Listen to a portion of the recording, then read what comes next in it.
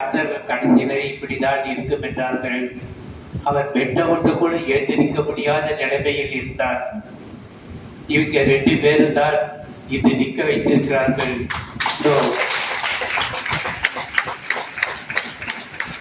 இவரை நிற்க வைத்து மட்டுமல்ல, நீங்க எல்லா பக்கத்திலையும் எல்லா இடத்திலும் போகிறார்கள். இவரை பார்த்து கொண்டிருந்த நான் தான் உட்கார்ந்து விட்டேன். எனக்கு ஒரு நாள்.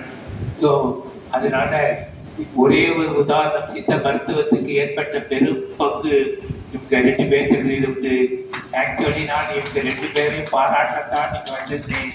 மெயினாக மருத்துவம், எந்த மருத்துவமாக இருக்கட்டும், அது அலோபதியாக இருக்கட்டும், சித்த மருந்தாக இருக்கட்டும், கடைசி கோல் பேஷண்ட் எந்திரித்து நிற்க வேண்டும்.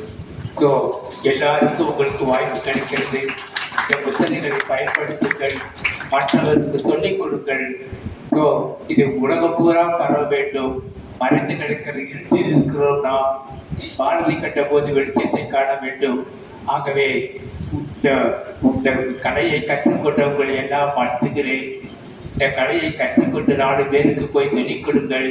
இதை உங்களுக்கு சொல்லிக் கொடுத்த ஆசிரியர்களுக்கு எப்பவும் மறக்காதீர்கள்.